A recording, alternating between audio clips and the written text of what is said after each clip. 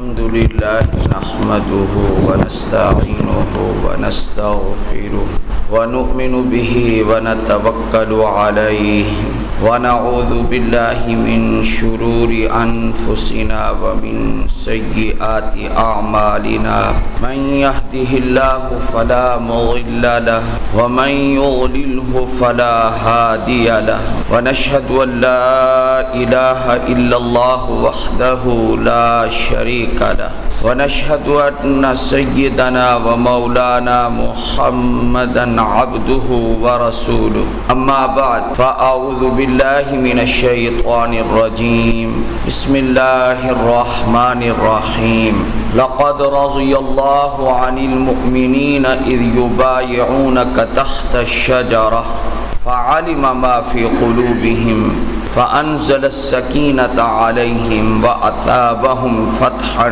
قريبا قال النبي صلى الله عليه وسلم ما غر عثمان ما عمل بعد اليوم أو كما قال صدق الله العظيم وصدق رسوله النبي الكريم اللهم صل على محمد وعلى آل محمد كما صليت على إبراهيم وعلى آل إبراهيم إنك حميد مجيد اللهم بارك على محمد وعلى آل محمد كما باركت على إبراهيم وعلى آل إبراهيم إنك حميد مجيد مسلمان مکہ المکرمہ اور مدینہ طیبہ کا بہت احترام کرتے ہیں اور ان شہروں کو تمام شہروں سے افضل اور بہتر سمجھتے ہیں۔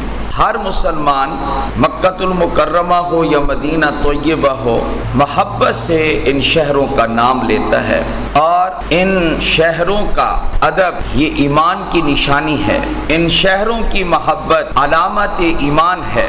لیکن ادب کرنے والوں کی تعداد اگرچہ کثیر ہے، ادب کرتے کر رہے ہیں، اور ان شہروں کا ادب مسلمان کرتے رہیں گے، اور تعداد بھی بہت زیادہ ہے ادب کرنے والوں کی، حج کرنے والوں کی، عمرہ کرنے والوں کی۔ لیکن ایک شخصیت تاریخ میں ایسی ہے کہ جس نے اپنی جان قربان کر دی لیکن مدینہ پاک کے ادب کو برقرار رکھا ہے۔ ایک ایسی شخصیت ہے کہ مدینے کے ادب میں فرق نہیں آنے دیا۔ مدینہ طیبہ، مدینہ الرسول صلی اللہ علیہ وآلہ وسلم، مدینہ المصطفیٰ صلی اللہ علیہ وآلہ وسلم کا ادب ملحوظ رکھتے ہوئے اور اس کو برقرار رکھتے ہوئے اپنی جان تک بھی قربان کروا دی، پرواہ نہ کی انہوں نے۔ اور اس شخصیت کا نام نامی ہے حضرت عثمان بن عفان رضی اللہ تعالیٰ عنہ، حضرت عثمان غنی رضی اللہ تعالیٰ عنہ، حضرت عثمان ذی النورین رضی اللہ تعالیٰ عنہ۔ یہ وہ باکمال شخصیت ہیں کہ جنہوں نے مدینہ الرسول کے احترام میں اپنی جان کا نذرانہ پیش کر دیا۔ بلوائیوں نے، باغیوں نے آپ کے گھر کا گھراؤ کیا، دشمنوں نے، سازشیوں نے، عبداللہ بن سبا کے ٹولے نے آپ کے گھر کا گھیراؤ کیا اور آپ کو قتل کرنے کے در پہ ہوئے۔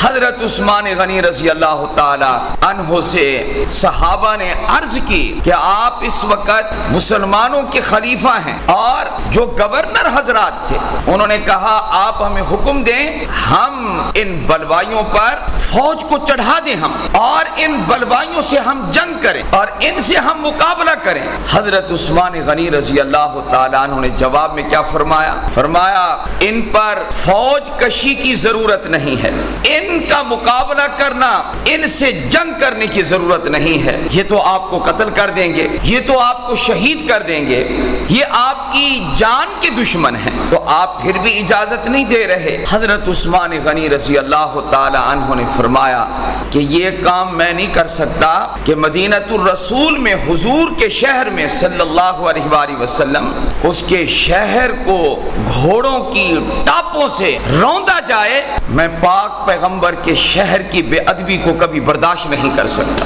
اتنا بڑا ادب کیا ہے حضور کے شہر کا صلی اللہ علیہ وآلہ وسلم۔ ہمیں تو اپنی جان عزیز ہے، حضرت عثمان غنی کو اپنی جان سے زیادہ حضور کا شہر عزیز ہے۔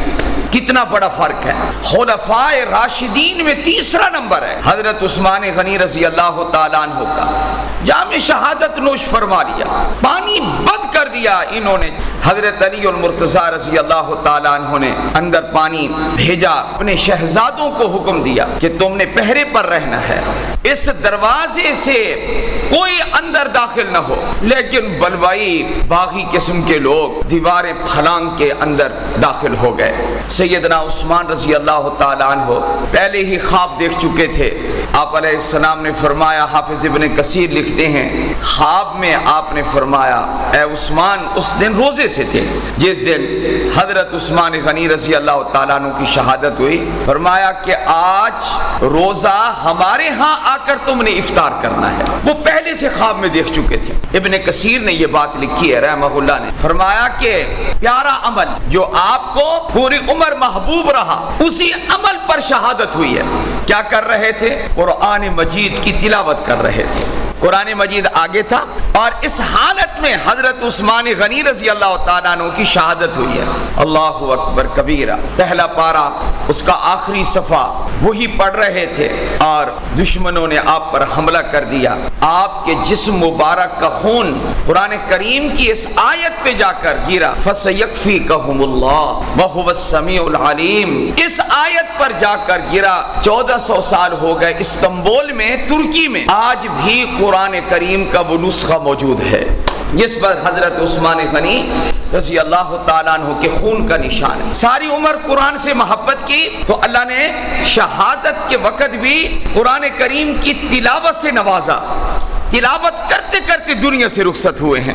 وہ کہتے ہیں کہ جس نیک عمل کی آدمی عادت بنا لیتا ہے تو اللہ تعالیٰ اسی پر اس کا خاتمہ فرماتے ہیں, اسی نیک عمل پر خاتمہ فرماتے ہیں. ہمارے بزرگوں میں حضرت سید ابو الحسن علی ندوی رحمہ اللہ ہر جمعہ کو سورہ کہف کی تلاوت کیا کرتے تھے جیسا کہ سنت ہے. تو آپ کی وفات جمعہ کے دن ہوئی اور آپ اس وقت سورہ کہف کی تلاوت کر رہے تھے. عالم عرب, عالم عجم میں ان کو المعلم, الاستاد کے نام کے ساتھ یاد کیا جاتا ہے.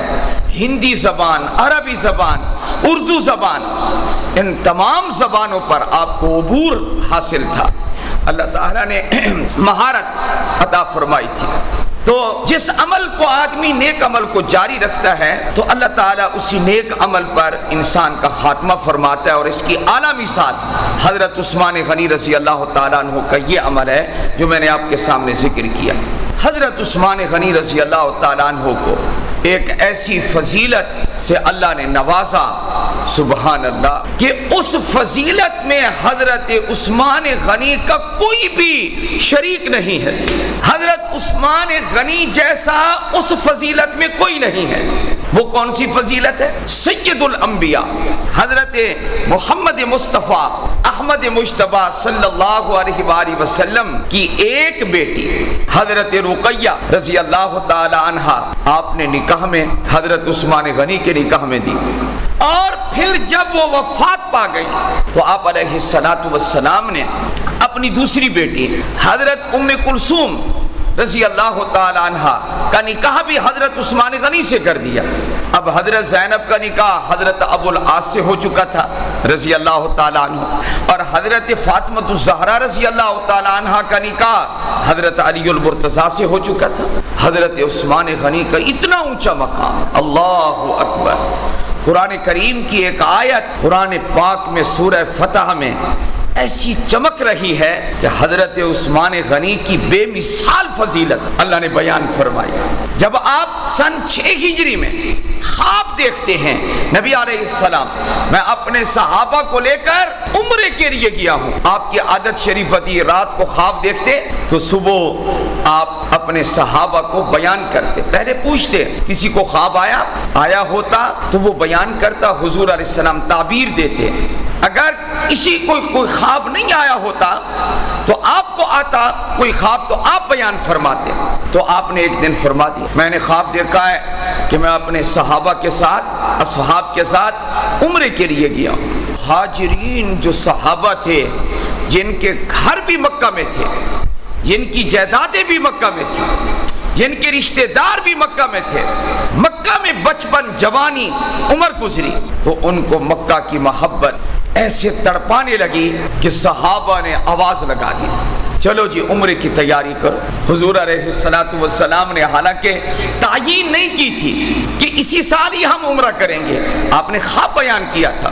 جوش سے تیاری شروع ہوئی، صحابہ آپ کے ساتھ 1450 صحابہ، آپ ان کو لے کر جب مکہ کے قریب حدیبیہ کے مقام پر پہنچے، وہاں پر علیہ السلام نے اپنا سفیر بنا کر حضرت عثمان غنی کو مکہ میں روانہ کیا، جاؤ اور جا کر پیغام دو، ہم لڑنے نہیں آئے، ہم عمرہ کرنے کے لیے آئے ہیں۔ انہوں نے حضرت عثمان غنی رضی اللہ تعالیٰ عنہ کو اپنے ہاں روک لیا، معمول سے زیادہ تاخیر محسوس کی گئی کہ اتنا وقت لگتا کہ اگر پیغام دیتے، واپسی کا پیغام لے کر آتے تو اتنا وقت لگتا، یہ تو زیادہ تاخیر ہو گئی ہے۔ کسی نے خبر اڑا دی کہ حضرت عثمان غنی کو شہید کر دیا گیا ہے، حالانکہ حضرت عثمان غنی کو شہید نہیں کیا گیا تھا، بلکہ انہوں نے تو یہ کہا کہ ہم محمد صلی اللہ علیہ وآلہ وسلم اور ان کے دوسرے صحابہ کو عمرہ کرنے کی اجازت نہیں دیتے، لیکن آپ کی ہم عزت کرتے ہیں،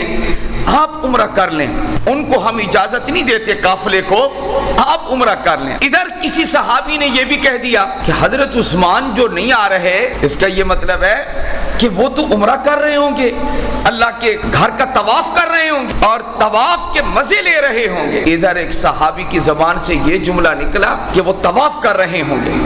ادھر آپ علیہ السلام نے کیا فرمایا؟ آپ نے فرمایا سنو، عثمان میرے بغیر طواف نہیں کر سکتا۔ حضور نے یہ فرمایا صلی اللہ، ایسے بنگی چرسی پھیر رہے ہیں، کہتے ہیں ہمیں حضرت عثمان پر اعتماد نہیں ہے۔ حضور کو تو بڑا اعتماد تھا، کس پر؟ حضرت عثمان پر۔ حضرت عثمان غنی رضی اللہ تعالیٰ عنہ پر اعتماد کتنا ہے، عثمان میرے بغیر طواف نہیں کر سکتا۔ حضور علیہ السلام نے یہ فرمایا، چنانچہ بالکل بات سچ ثابت ہوئی۔ آپ علیہ السلام اور انہوں نے وہاں جواب دے دیا، انہوں نے کہا تم مجھے کہتے ہو کہ طواف کر لو، یاد رکھو میں اپنے حبیب مصطفیٰ کے بغیر طواف نہیں کروں گا۔ میں ادھر حدیبیہ میں یہ بات چل رہی ہے، حضور کا اعتماد، ادھر حضور کے اعتماد کو برقرار رکھا ہوا ہے کنہوں نے؟ حضرت عثمان غنی۔ حضرت عثمان غنی رضی اللہ تعالی عنہ واپس آئے، لیکن آنے میں دیر ہو گئی، کسی نے مشہور کر دیا کہ آپ کو شہید کر دیا گیا ہے۔ حضرت عثمان غنی کی شہادت کی خبر سن کر، کیونکہ عالم الغیب تو صرف کس کی ذات ہے؟ آپ علیہ السلام نے فرمایا اچھا ہمارے سفیر کو، میرے عثمان کو مکہ کے لوگوں نے قتل کر دیا ہے، آؤ میرے ہاتھ پر بیعت کرو۔ اور یہ بیعت موت پر بیعت ہے، فرمایا کہ جہاد پر بیعت ہے، اطاعت پر بیعت ہے، اور لڑتے رہیں گے جب تک کہ عثمان کے ہم قتل کا بدلہ نہیں لے لیں گے۔ آپ علیہ السلام نے 1450 صحابہ سے بیعت لی حدیبیہ کے مقام پر، اور کس کے لیے لی اور کیسے لی؟ فرمایا کہ آخر میں آپ نے فرمایا عثمان موجود تو نہیں ہے، لیکن اس بیعت میں میں عثمان کو بھی شریک کرنا چاہتا ہوں، حالانکہ بیعت عثمان کے لیے لی جا رہی تھی، حضرت عثمان غنی کے لیے۔ فرمایا یہ ہاتھ حضرت عثمان کا ہے، آپ نے اپنے دائیں ہاتھ کو بائیں ہاتھ پہ رکھ کر فرمایا میرا یہ ہاتھ حضرت عثمان کا ہاتھ ہے، یہ فرمایا اور بیعت ہو گئی۔ اس بیعت کو اللہ نے کیسے بیان کیا ذرا توجہ فرمائیں۔ ایک تو صحابہ کی فضیلت، یہ فرمایا ان الذین یبایعونک انما یبایعون اللہ ید اللہ فوق ایدیہم۔ منظر کیسے کھینچا قرآن کریم نے، دیکھو صحابہ سے دور بھاگنے والوں اور سنو صحابہ کے بارے میں کیا کہا۔